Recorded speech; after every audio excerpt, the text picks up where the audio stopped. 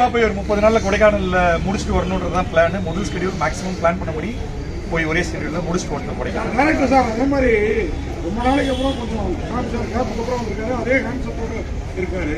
ஆனா ஒரு சீரியஸாவே சுத்த விட்டீங்க. ஹீரோயினும் நல்லா அழகா இருக்காங்க. ஒரு பிளேட் ஏற்றுல எங்களுக்கு கொஞ்சம் நல்ல கேள்வி சார். ஆனா என்ன ப்ராப்ளம்னா இப்போ நிறைய பேர் பார்த்துட்டு படத்துல லேக் இல்லை அப்படின்ற ஒரு விஷயம் சொன்னாங்க.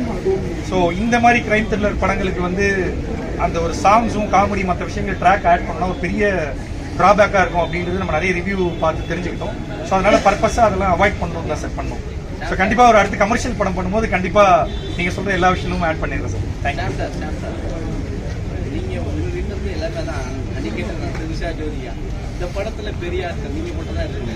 எப்படி பாத்துருங்க? இது ஒரு நல்ல அஸ்திரமா தான் அமைஞ்சிருக்கு உங்களுக்கு. ஆனாலும் இந்த கதைக்காக இம்பார்ட்டன்ட் பண்ணிக்கிறீங்களா?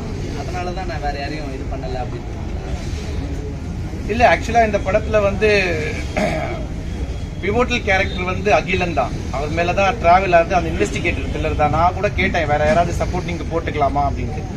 இல்ல சார், கொஞ்சம் த்ரில்லர் ஃபார்மேட்ல இருக்கிறதுனால கொஞ்சம் புது பீப்புளா இருந்தா ட்விஸ்ட்டுக்கு கொஞ்சம் இன்னும் ஹெல்ப் பண்ணும் அந்த மாதிரி பேசும்போது தான் ஐ காட் கன்வின்ஸ்ட். அதே மாதிரி இப்போ நீங்க கேட்டது வந்து அஸ்திரம் இப்போவும் இருக்கா, அந்த காலத்துல எல்லாம் இருக்கான்னு கூட கேட்டீங்க. இப்போ எத்தனையோ இடத்துல இந்த சூசைட் பாம்பிங்ஸ்லாம் நடக்குது. அதை எப்படி கன்வின்ஸ் பண்றாங்க, என்ன பேசுறாங்கிறது நமக்கு தெரியாது. ஆனா அவங்க தான் அதை பேசி பண்றாங்க.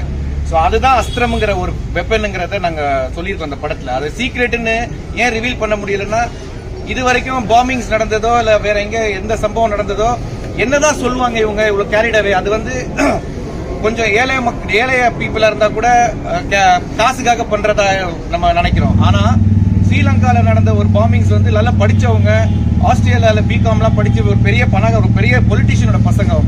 அவங்கள்ட்ட என்னத்தை சொல்லி ஒரு விஷயத்தை எக்ஸிக்யூட் பண்ணாங்கிற ஒரு சீக்ரெட் வந்து இன்னும் யாருக்கும் தெரியல. பட் என்ன அஸ்திரம் யூஸ் பண்றாங்கிறது தான் நாங்க சொல்லியிருக்கோம். ஸோ இந்த படத்துல தேவைப்பட்டதுக்காக அந்த ஹீரோக்கு வில்லனுக்கு தோல்வியை ஏத்துக்க முடியல, அதனால இட்ஸ் ரிவெஞ்ச் பண்ணணும் அப்படிங்கிற ஒரு எண்ணத்தோட அவன் டிராவல் பண்றான். கடைசியா வந்து நீ அதை வந்து ஏத்துக்க முடியலன்னா உனக்கு தான் அழிவு அப்படிங்கறத முடிவா சொல்லியிருக்கோம். இதுல மூலமா என்ன சொல்றோம் அப்படின்னா, சக்சஸ் அண்ட் ஃபெயிலியர் ரெண்டுமே ஒரு மனிதனுக்கு ரொம்ப முக்கியமான விஷயம். பேலன்ஸ்டா அதை வந்து பாசிட்டிவா எடுத்துக்கிட்டோம்னா நம்ம லைஃபும் நல்லா இருக்கும். ஒரு தோல்வியில இருந்து சீக்கிரமா வெளியில வந்து வெற்றியை நோக்கி போவோம் அப்படிங்கிற ஒரு விஷயத்தை தான் அழுத்தமா இந்த படத்துல சொல்லி. நீங்க எப்படி பாக்குறீங்க ஃபைலரை? நான் எப்படி பாக்குறேன், எதை நிறைய படம் பார்த்துருப்பீங்க. ரொம்ப நாள் கழிச்சு வரீங்க, ஃபைலர் நிறைய கொடுத்துருப்பீங்க. இப்போ வந்து திடீர்னு வந்திருக்கோம். பட் உங்களுக்கு அந்த ஃபைலர் நிறைய கிடைச்சதுனால உங்களுக்கு என்ன இதுல வந்து லைஃப்ல யூஸ் பண்ணிருக்கீங்க? நான் பாசிட்டிவா தான் இருக்கேன். எதுவுமே எனக்கு அப்கோர்ஸ் நானும் ஒரு சாதாரண மனிதன். எனக்கும் பாதிப்பு, எனக்கும் ஃப்ரஸ்ட்ரேஷன், எனக்கும் டிப்ரெஷன் இருக்கும். பட் நான் பார்த்த வரைக்கும் எனக்கு வந்து ரொம்ப பெரிய விஷயம் டிஸ்டர்ப் பண்ணிச்சுன்னா அது ஒரு ராத்திரி தான். காலையில நான் எந்திரிக்கும் போது 5:30 மணிக்கு நான் ஜிம்முக்கு போகும்போது நான் கொஞ்சம் பாசிட்டிவா இறங்கிடுவேன். காரணம் என்னடானா, அதை நினைச்சு அதை யோசிச்சு தப்பான விஷயங்கள் பண்றதை விட பாசிட்டிவா எந்திரிச்சு நம்ம வந்து பாசிட்டிவா போகலாம் லைஃப்ல. ஏன்னா அதை யோசிச்சு ஒன்னும் பிரயோஜனம் இல்லை, முடிஞ்சிருச்சு, நடந்துருச்சு. அதை கடந்து வரணுங்கிறதுக்காக தான் நான் பாசிட்டிவா ரொம்ப இருக்கேன். அந்த மாதிரி எடுத்துப்பேன் எல்லாத்தையும். இப்ப நீங்க பாசிட்டிவா மட்டும் அந்த அஸ்திரத்தை பயன்படுத்த மாட்டேங்கிறாரு, உங்களோட விளையாட போகணும் அப்படிங்கிற அவரை வந்து நீங்க கதையே பேச முடியாதுங்க. பட் அதுக்கும் ஒரு பாயிண்ட் இருக்கு. அவன் கடைசியா என்ன சொல்றான்னா, அன்னைக்கு நான் உனக்கு ஷூட் பண்ணும்போது கூட நான் அவன் கூட விளையாடணும்னு தான் உன்னைய காப்பாத்தினேன். Let's play. அவனுக்கு என்ன நம்பிக்கை அப்படின்னா, நான் உன்னைய வந்து ஜெயிச்சு காட்டுறேன் அப்படிங்கிறது. பட் எண்ட் ஆஃப் த டே அகிலனுங்கிற ஒரு போலீஸ், அவனும் ஒரு ஷார்ப்பான ஆளு. அவனை அடிச்சு கொல்லாம கைது செய்யணும் அப்படின்னு தான் நினைச்சான். பட் வந்து அது என்ன முடிவுங்கிறத டைரக்டர் சொல்லியிருக்கேன். நீங்க ஹீரோ பண்ற படத்துல ஆர்யா வந்து செகண்ட் ஹீரோ பண்ணிருக்காரு. இன்னைக்கு போஸ்டரே ஆர்யா கிட்ட கொடுத்து ரிலீஸ் பண்ணிருக்காரு. என் தம்பி, அது எனக்கு பிரச்சனை இல்லை. நீங்க எப்படி போட்டு பார்த்தாலும் நான் பாசிட்டிவா தான் பேசுவேன். நேத்து வந்து இப்போ இதே மாதிரி தான் சிவகார்த்திகேயன் கேட்டாங்க. நான் வந்து ஜட்ஜா இருந்தேன், டான்சரா இருக்கேன்னு. அதுல எந்த பிரச்சனையும் இல்லை எனக்கு. எல்லாருக்கும் கடவுள் அமைச்சு கொடுக்கிற ஒரு ஜேர்னி தான்.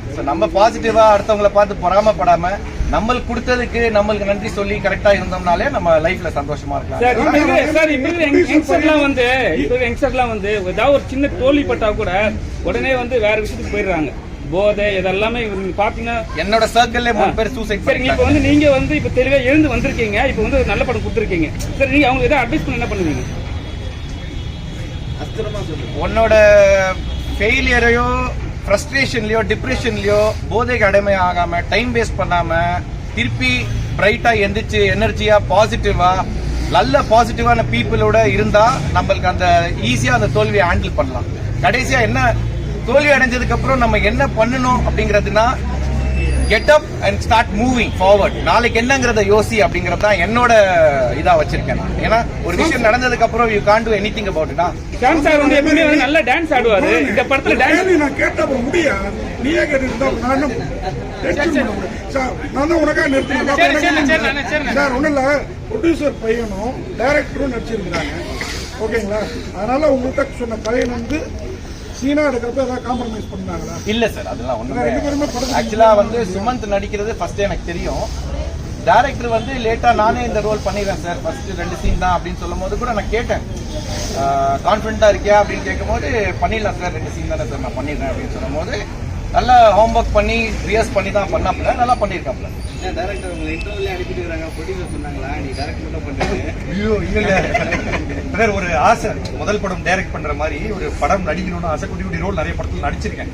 அப்படின்னு நம்ம படம் ஃபர்ஸ்ட் படம் ஸ்பெஷல்ன்றதுனால ஒரு கேமியோ பண்ணிடலாம் அப்படின்றதுனால கொஞ்சம் எக்ஸ்டெண்டட் கேமியாவா பண்ணிட்டேன். வேற இல்ல, உண்மையா பேசணும்னா உண்மையா சொல்லணும்னா நானும் நிறைய இயக்குநர்களோட ஒர்க் பண்ணியிருக்கேன். பட் இந்த டீம், இந்த டைரக்ஷன் டீம் வந்து ரொம்ப ப்ரொஃபஷனலா ரொம்ப ஆர்கனைஸ்டா இருந்தாங்க, ரொம்ப டிசிப்ளினா இருந்தாங்க. அதனாலதான் ஒரு 30 நாள் ஷெட்யூலை வந்து கொடைக்கானல்ல வித்வுட் எனி சேஞ்சஸ் லேக் இல்லாம ஒரு 5 நாள் எக்ஸ்டெண்ட் பண்ணாம கரெக்டா எடுத்து முடிச்சதுக்கு காரணம் இவங்க எல்லாருமே வந்து ரொம்ப ப்ரொஃபஷனலா அந்த படத்துக்குள்ள ஒர்க் பண்ணாங்க. ஆஸ் அ ஃப்ரெண்ட்ஸாவும் கூடயே நின்றாங்க. பட் ஃப்ரெண்ட்ஸ் செகண்டரி தான், ஒர்க் பண்ணும் போது ப்ரொஃபஷனலா எல்லாமே தெரிஞ்சிருக்கா அப்படின்னு பார்க்கும்போது எல்லாருமே ரொம்ப வெல் எக்யூப்டா ரொம்ப ஆர்கனைஸ்டா இருந்தாங்க.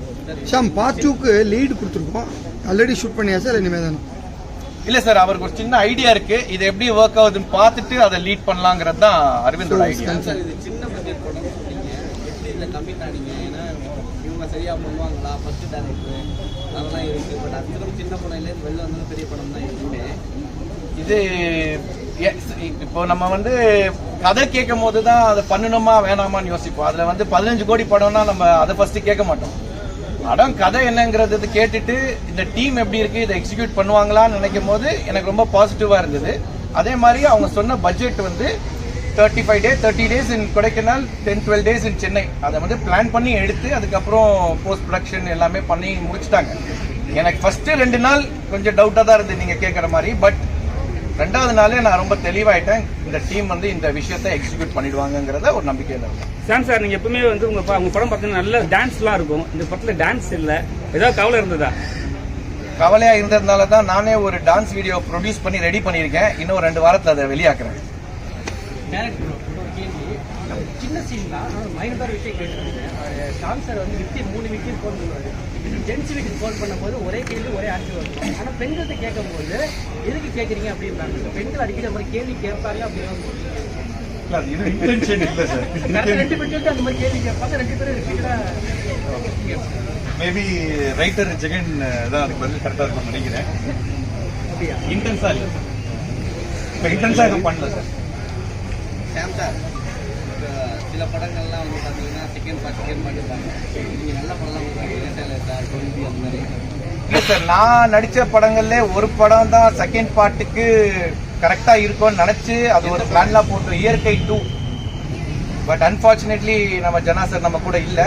பட் இப்போவும் பூலோகமும் அகிலன் டைரக்டர் கல்யாண் கிட்ட பேசிட்டு இருக்கோம். அவருக்கு தான் முழு கதையா தெரியும், எனக்கு லைன் மட்டும் தான் தெரியும், அவருக்கு தான் கதையா தெரியும். அவர் டிசைட் பண்ணி ஓகே பண்ணலாம்னா கண்டிப்பா இயற்கை 2 நடக்கும். Okay, thank you sir, thank you. Thank you.